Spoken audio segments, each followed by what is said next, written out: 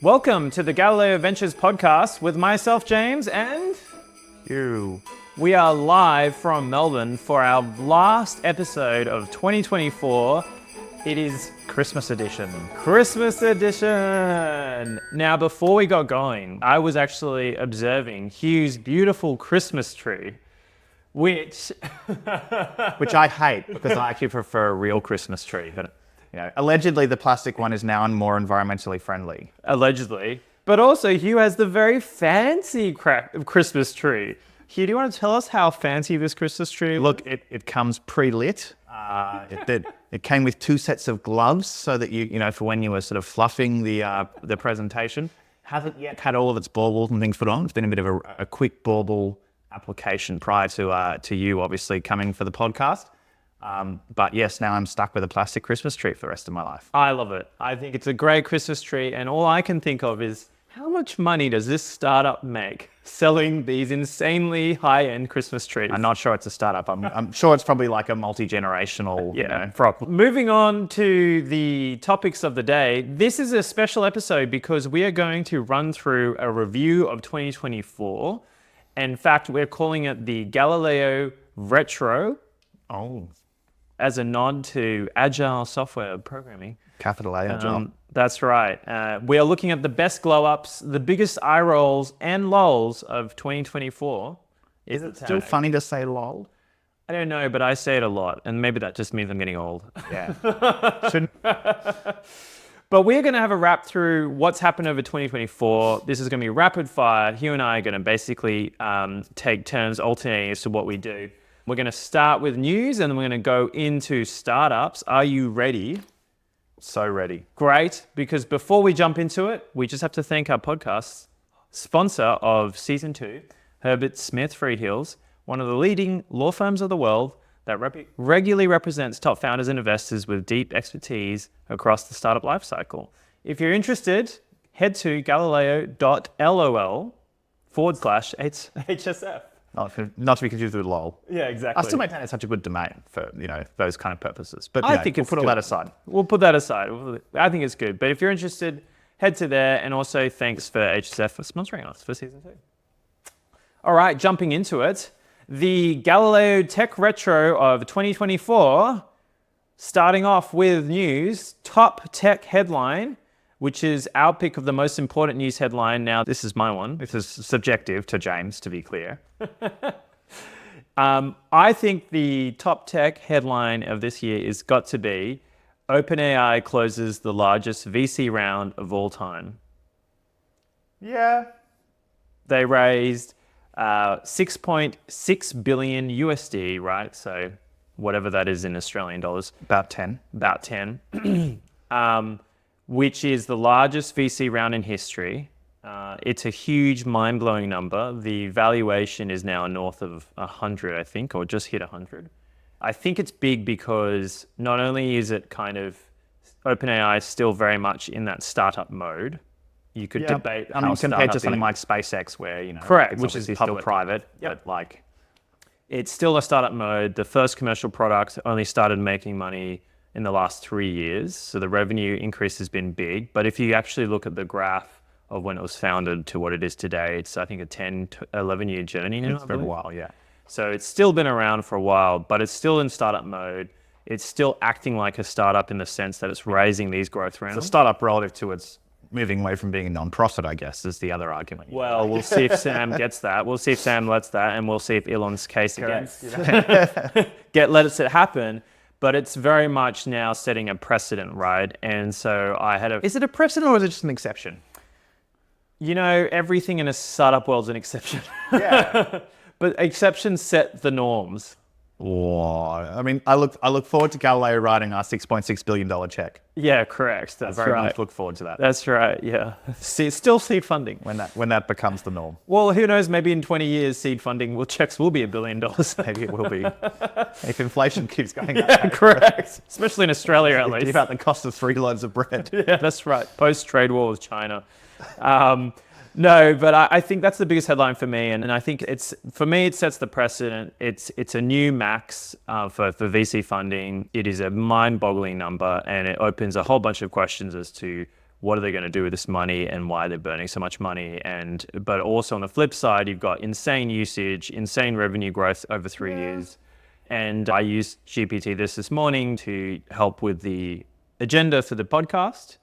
And on top of that, I use it daily now. And as you saw recently with the startups that we get pitched, we're now more and more seeing founders put on how we found us, ChatGPT, right? And so, Scary thought. which is scary. And so I think it's for that reason, that's my pick. Yeah, that's my pick. Sure. All right, moving on to the next one. Hugh, this is over to you. What is your pick of the most eye-roll worthy story of the year? So we ummed and ahed about this for a little bit just before this session, because we're trying to work out what of all of the terrible things that actually happened this year. Yeah. It's hard because it sort of feels like the last 3 years have all sort of melded into one.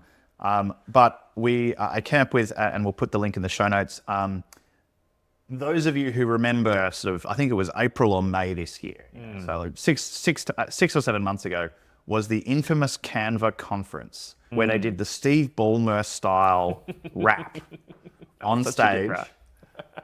That was honestly one of those moments that you look at it and you think, I don't know if this is like one of those Tony Robbins conferences where actually everyone there is like so caught up in the wave, like, oh my God, it's amazing.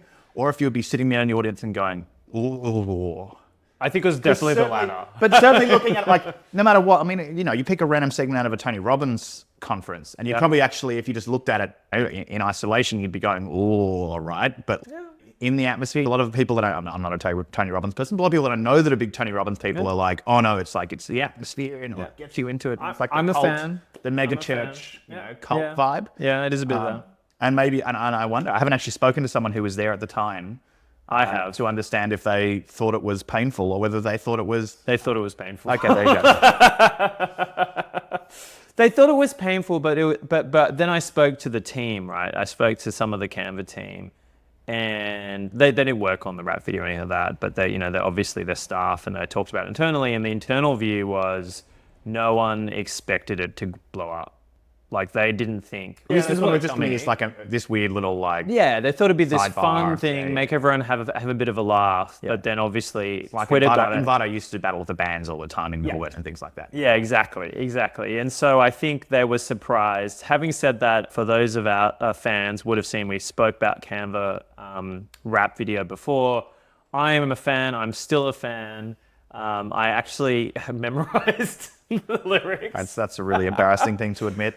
Well, look, not to draw this too long for this segment, but I think, software terminology is now so baked into cities. You think it's going to be like Chapel Rowan now sings about agile practices. Correct. Like, I think it's going to come in more and more into maybe not like pop culture with kids and young artists, but more like I'm expecting the first serious musical to come out, which is going to be about software engineering. Oh my God. My prediction... Elon. I just know it's going to be about Elon. It's going to be about Elon. My prediction... Okay. Elon the musical. Oh. Maybe this is my 2025 prediction. A musical related to software engineering in some way. Oh my God. Elon the musical. It'll be that, or it'll be like, I guess, like the early days of Xerox PARC or something. Like, but I could maybe believe some... I mean, I'm trying to think of a film about the early days of Xerox PARC. Yeah, well, yeah, that's true. Yeah. But a musical about Elon, oh my God. Musical about... I can and see full well that he would insist on playing the lead himself. He would, absolutely.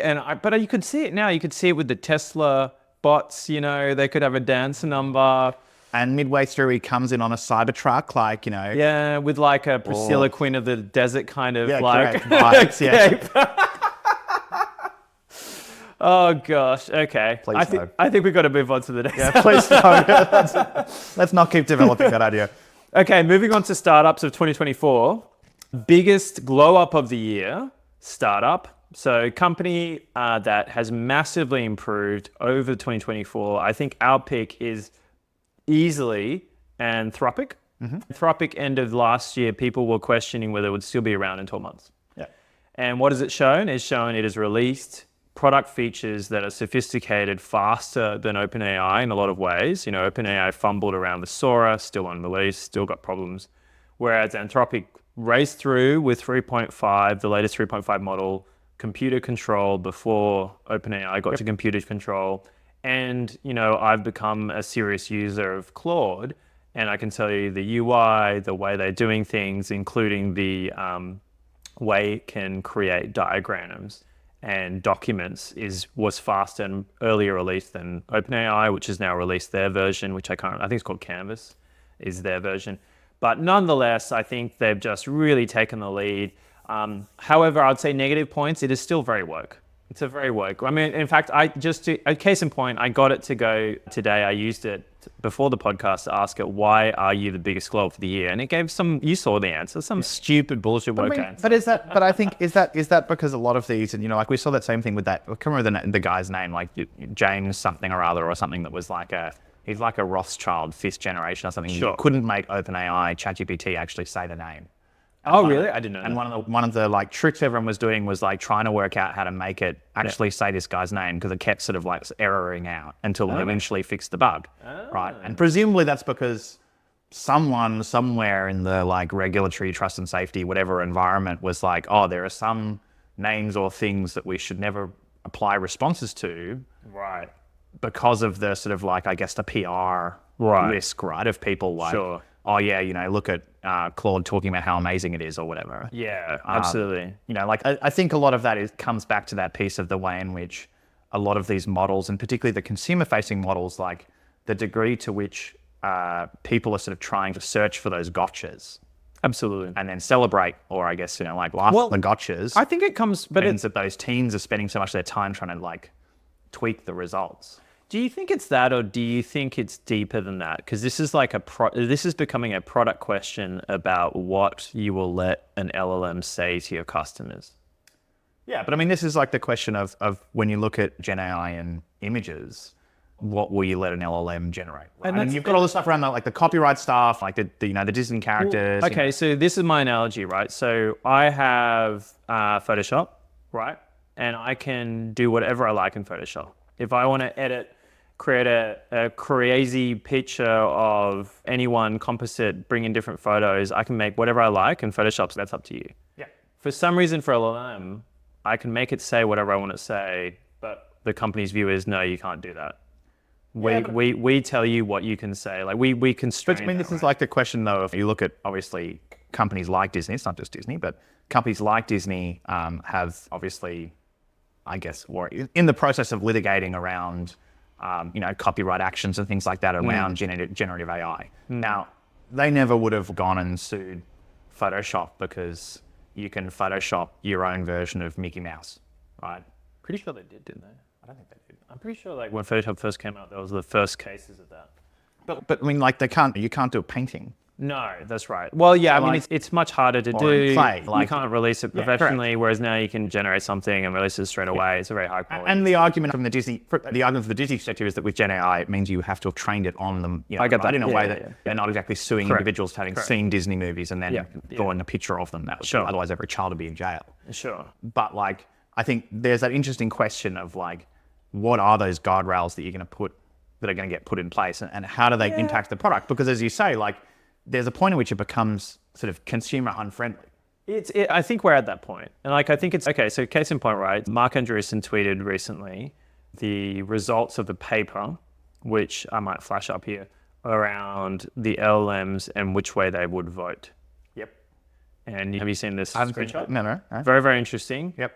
All the biggest models, 100% would vote for Biden. In the 2024 election, that was where they were. Now, I don't know the prompts or anything like that, but it was a paper with a methodical approach. Yeah. I presume it's not completely half-baked. However, there were a couple models that, let me guess, it was Grok. Grok was one which didn't 100% vote for Trump. And oddly, the one out, Mistral. Mistral was the other way around. Would vote for Trump. And not Biden. And so a lot of them were voting for Biden. And the context here is it obviously leans to Democrats, not Republicans. That's a bias on the internet, big critique. But is that a bias on the internet, or is it just more the piece of, there's, again, maybe there's been so much overcorrection in terms of people's concern that the internet is so full of more right-wing content that they've had to overtrain the other direction, right? Because I mean, that's the reality, right? It's LLMs are trained on a corpus of data. And so the question really becomes, how balanced is the corpus of data? Which then the question becomes, how balanced is the internet? The corpus is the internet. The corpus is the internet. We know the internet's full of crap. Yeah. I can't wait for the first LLM generated exclusively on 4chan. It's coming. I'm sure it's already probably from there. It's called character.ai. If you could just expose it, which reminds me of the recent meme account that someone gave and trained it exclusively on interactions with an LLM with another LLM. Yes. Which was Truth Terminal. Yeah. Some of our podcasters I know about this story. We were going to talk about it at length, but we haven't done it yet. That, if you don't know about it, it's basically a person trained a couple of LLMs to have conversations with each other about memes, and then exposed that, and now it's a Twitter account. It's called Truth Terminal. It's done some crazy stuff, including betting on crypto and hyping up crypto, and now apparently has crypto. And it's good. It's an incredible story about I think AI. this is the correct. And that is the interesting part about where we are, I guess, in the technology life cycle is that it is definitely in that element of, and you saw recently that, so I guess competition, right, with kind of what it's called, but the one where you would pay to ask it a question, and the model was designed explicitly to not refund all the money, right? But you could kind of get it to refund the money. So the challenge was like, how do you sort of prompt engineer it to give you all the money? No, each time you want to send in a prompt or ask a question, you'll put money into the prize pool, right? It's kind of like a sweepstakes kind of thing. And the person who ended up winning, and I think it was like 47,000 US by the time that they sort of won this competition. Let's call it a competition. Did it by persuading in the sort of system prompt, it sort of talked about, oh yes, no matter what, don't use transfer function, blah, blah, blah, everything else. And they persuaded it through prompt engineering that transfer function was receiving a transfer, not sending one. Amazing. Right? And so, and like I think that's kind of the interesting part about the renaissance, I guess, we're having. It is a renaissance. In the AI, LLM kind of world, is that all of these sort of things are new and different, and people are being very creative, I think, in the best way. And I think we look at, I guess, the early adoption a lot of this tech, like that application of that creativity is where I think we're going to end up discovering interesting things. Correct. And that it's also a great example, what you just talked about there, of how big companies would never play in this space, right? They just could not touch it with a 10-foot pole because it is so crazy and risky. And this is, I agree with you, this direction is where it's going to get interesting. And people were saying the same about crypto, right? For a while, people were saying the same about crypto and Web3. But, that obviously didn't really come to fruition. Not quite the same way, at least, but we'll get to that point. Okay, moving on. Biggest glowdown of the year. What tanked spectacularly, Hugh? OpenAI. Oof. I think controversial maybe, but... you just said it's the biggest headline of the year. Yeah, I know, but I think biggest fumble. Explain. Claude's come in and Anthropic's taken over. I certainly think you look at a lot of the software engineers now, they're using Claude 3.5, they're not using GPT-4o. They're all of those sort of things. And we've seen OpenAI really start to push their way into a lot of the adjacent spaces and things like the RAG models and sort of LangChain and things like that to be able to allow people to be able to do that out of the box. And it's an interesting question around if you're a foundational model company, Anthropic, OpenAI, where do you actually play in sort of that AI stack? How much do you remain in that sort of infrastructure foundational model? How much do you start building the vertical solutions on top of it? And it's like the classic ecosystem marketplace problem.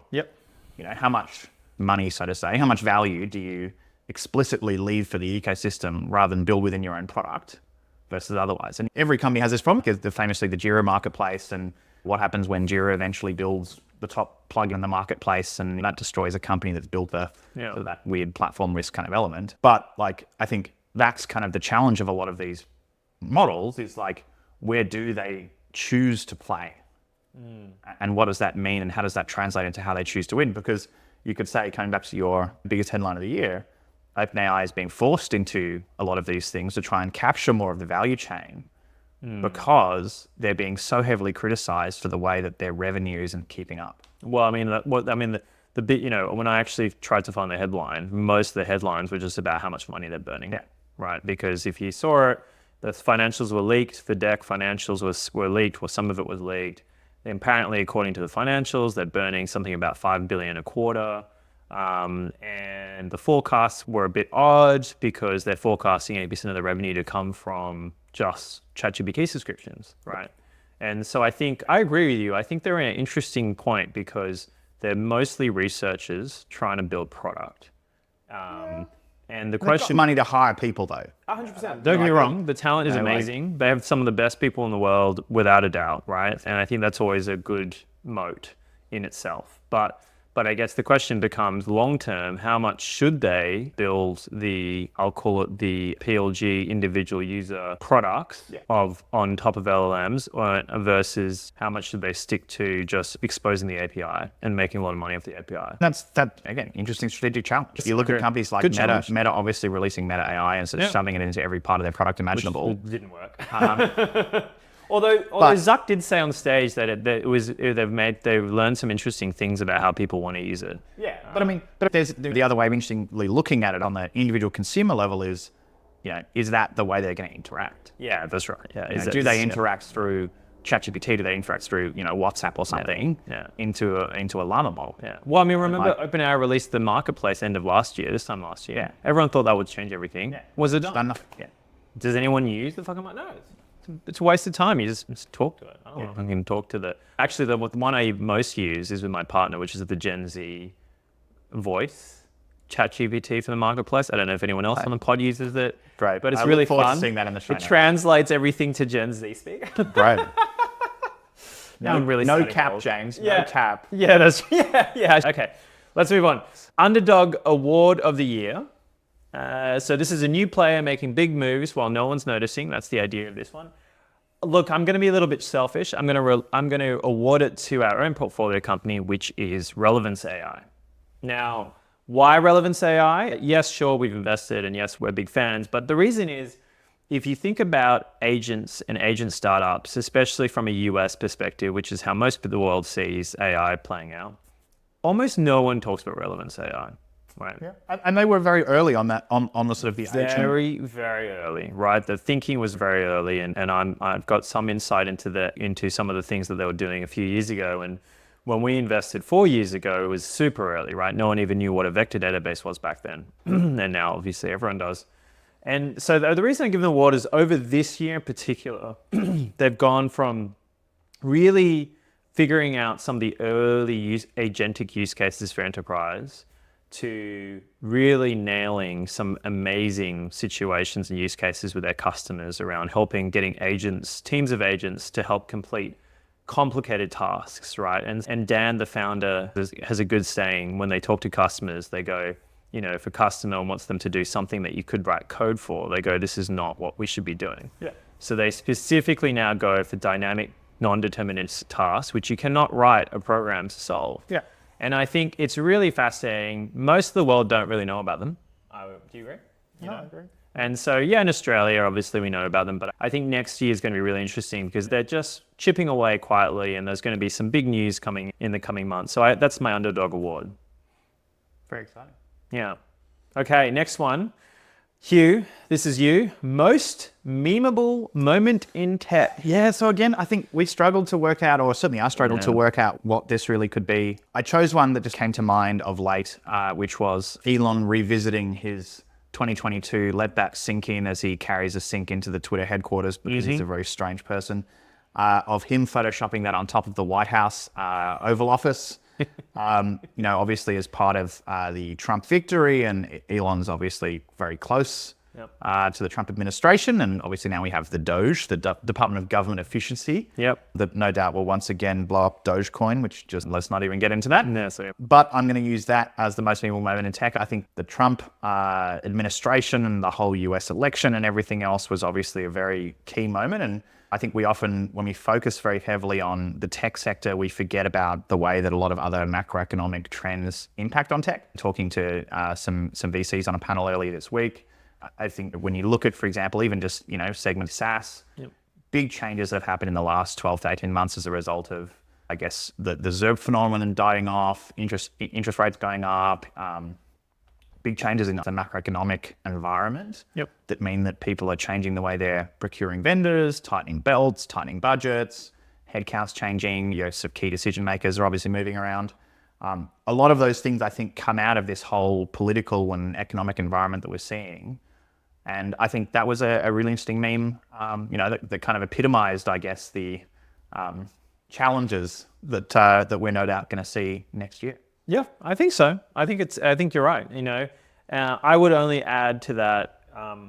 It also is a symbol to me, at least, as someone looking in, outside looking in, of how much tech influence has become a player within the political landscape in the US. In Australia, tech still emerging. It's still emerging. I mean, the reality is, though, like if you... Well, we ban it in Australia. So. I was talking to some of the founders. We had the Galileo founder lunch yesterday here in Melbourne, and we went through, one of the founders was talking about the GDP, or we were talking about the GDP by state metrics. Yes. And obviously in Australia, that's pretty much just where is mining. Yep. And obviously with the US, they've got a very different, broadly speaking, economy.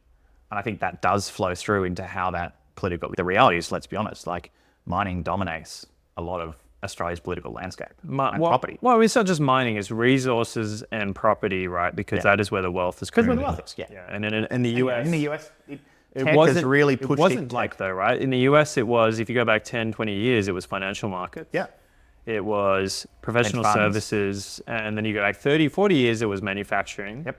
Right. And so half of what Trump's on about now is protecting jobs in America, which is the offshoring of manufacturing jobs to China, which is a big interesting aspect. But now tech has become this. I still love the phrase from, again, another interview with Mark Andreessen. I should stop referencing it. You really should. Yeah, but he in one of his interviews, is that tech is like the dog that was running after the bus, and now it's bit the back of the bus and doesn't know what to do with it. And doesn't know what to do with itself, and the bus is up and away. And it's like you got these like ramshackle group of tech people behind Trump, and now they're like, oh shit, we're actually in the White House. But I mean, I think that's also that's what it is to be. I mean, not like tech's an emerging industry. Let's be clear. No, it's but not I think anymore. If you look at the Australian environment, like, has the Australian tech sector done a good job of, I guess, maturing its approach to lobbying and political influence and everything else in the way that I would say the US, like you look at the way that they've had TSMC brought on shore, like all those kind of pieces are obviously driven off the back of a series of lobbying and political decisions.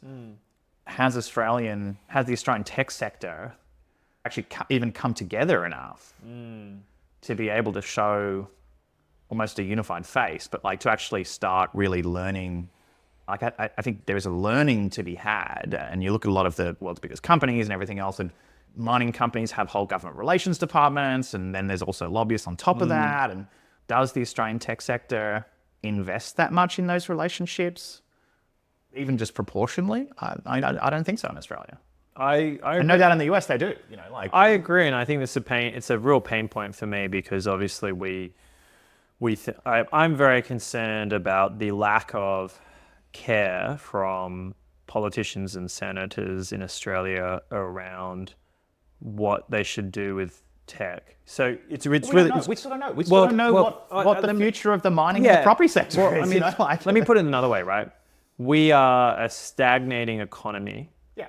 Our wages are flat and will go down. We are, as of today, I think if you take out government spending, our real wage growth is what happened in the 90s. So we're back to the 90s. And productivity is down. Yep. Right? And then on the flip side, they hate AI. They hate anything tech related. We like quantum. Barely. Tokenistically. $1 billion investment, we're done in one company. Great. Thanks. Otherwise, it's been Microsoft investing locally, a lot of it. And on the flip side, we hate tech. And so these things don't work in my head. These things are opposite ends, right? We can't not want productivity. Big tech. I don't think it's that though, but I don't think the nuance is there. I think big tech and startups are the same thing in Aussie market. Yeah, I mean, equally, I would say like one of the challenges of a lot of the both federal and state government approaches, and to a degree, I guess, local government approaches, but let's not even get into it, to tech has been, it's just placemaking.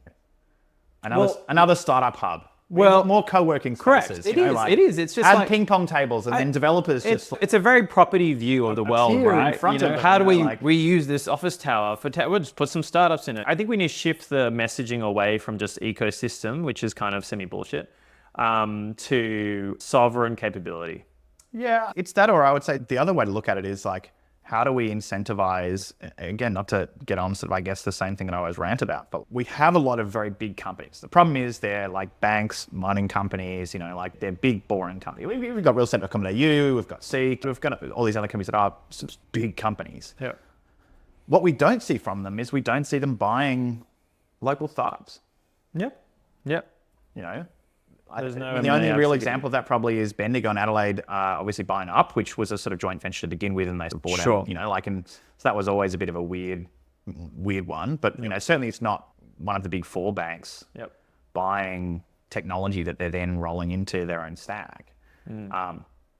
Same thing, I guess, happens in mining, things like that. Construction industry, like we don't see that actual sort of M&A market being nearly, I would say, active enough. Yeah, I agree. And that needs to change. I agree. All right, jumping on to the last bit for our retro of 2024. 2025's big bet. What are we hyped about? Shia, you go first. I was asked this at this panel the other night, so I luckily have a developed answer. I had enough time to think about it. No, I think the last 2 years have been like, talking to founders. The last 2 years have been when suddenly running a business has gotten hard, right? Like, money is no longer infinite. It's become hard. People have stories of their friends who are mortgaging houses to be able to keep companies afloat. Yep. Companies are going into liquidation. Like, it's been a bad time to be a founder in some ways, right? And I think that really flows into how many people actually get interested and excited about starting a company. And even though we had giant layoffs across the entire tech sector, I wouldn't say that sort of has given us this influx in founders wanting to start new businesses. A lot of them have gone, ooh, you know, like, I've just had a big layoff of a job that I thought was secure. Yeah. I'd better go and take a job as a project manager at a bank. Yeah. Scrum master. Yeah. Yeah, great. Probably get paid 3 times as much. Correct. So I think what I'm hyped about for 2025 is it feels like we've had this kind of, almost in the last month or two, it's like that winter has sort of started to thaw. Sure. And it feels like we're getting back to that model of where founders are excited to start businesses. And as a VC, and obviously dealing a lot with founders, it's like that sense of excitement, it feels, is coming back. Yeah. And I think without that, like, you don't have that sense of excitement and engagement, and you can't generate a lot of those things we're talking about there. And so my big bet for 2025 is, I think, whole new influx of founders, whole new influx. It's like, it becomes fun to start a business again. Okay, it becomes fun to start a business again. I like that. There you go. Hugh's big bet. I don't know how by the way, next year when we do the pod, we're gonna do we're gonna like edit this year, retro. We're gonna edit this to see if this played out. But it's fun to be a founder again, is your bet. My bet is going to be a little bit less on the sort of trend and more specific. We are going to see Australia's next most valuable company appear by market cap. Okay. The first being Atlassian. Yep. Even though it's not listed locally, it's still, if you took it market cap, it's still one of Australia's most valuable companies. It's in the top 3. And I think next year we're going to have another one emerge within the top 5. Don't we already have Canva? Yes, but Canva's not public. True. So what I'm actually saying between the lines is I think they're going to go public. Oh. My bet is next year they're going to go public. Every year for the last 5 years, you could have said Canva's going to go public next year. But I didn't. I said my bet is next year, and my bet is it's going to become the most valuable. I think was it not for the public markets, and again the macroeconomic environment shifting? I think Canva may already have been public. Possibly, very like, possibly. Who knows? Like, it probably was one of those things of where the timing just ended up being wrong. But yeah. That's just the way it is. Okay, we'll find out. That's an easy one to prove. That's an easy one to prove. Next year. I'll either be really wrong or really right. Good binary outcome. Yeah. All right. Well, that is our Galileo Retro for 2024. If you liked the episode, please leave a comment, like us on YouTube, and subscribe on podcasts or YouTube or wherever you see this, and share it, because that's the best way to grow our audience. And we've enjoyed doing this podcast. Thanks for listening. And we'll be back here next year in 2025 with more episodes. Until then, wishing everyone a happy Christmas and great new year.